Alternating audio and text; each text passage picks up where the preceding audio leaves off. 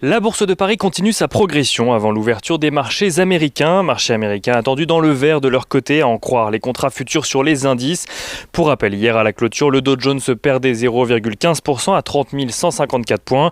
Le S&P 500 gagnait lui 0,18% à 3 701 points, tandis que le Nasdaq gagnait lui aussi 0,50% cette fois-ci à 12 658 points. Les indices américains qui devraient bénéficier aujourd'hui de la décision de la Fed hier soir de continuer son soutien sans faille à l'économie américaine jusqu'à ce qu'elle constate des progrès substantiels, notamment en termes d'emploi ou d'inflation. Un discours globalement attendu par les investisseurs. La Fed qui garde donc ses taux inchangés. Le taux cible des Fed Funds reste dans la fourchette de 0 à 0,25%. Celle-ci a en revanche décidé que ses achats d'obligations mensuelles, maintenus à un niveau au minimum de 120 milliards de dollars donc par mois, seront à présent liés à un éventuel changement de cap en matière d'emploi ou d'inflation justement.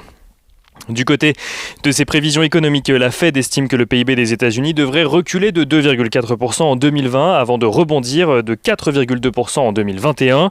Des estimations finalement meilleures que prévues alors que la Fed anticipait en juin dernier un recul de 6,5% du PIB cette année.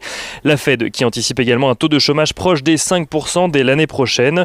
Là aussi, un niveau meilleur que prévu, même si le taux de chômage sera toujours plus élevé que son niveau d'avant-crise.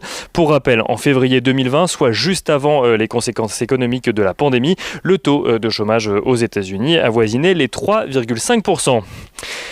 Les discussions au Congrès sont toujours en cours aux États-Unis. Les discussions sur le plan bipartisan de 908 milliards de dollars progressent. Parmi les mesures évoquées, le versement d'une aide directe de 600 à 700 dollars versés directement aux particuliers, ainsi qu'une prolongation des allocations chômage sont au cœur des débats.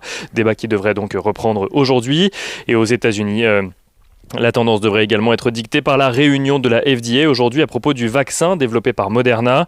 Les premières analyses laissent croire que, selon l'agence américaine, que le vaccin a de fortes chances d'obtenir une autorisation d'utilisation d'urgence. Et côté valeur, donc toujours à Wall Street, les compagnies aériennes sont sur le point de bénéficier d'un nouveau programme d'aide fédérale de 17 milliards de dollars afin de soutenir l'emploi dans le secteur pendant 4 mois supplémentaires.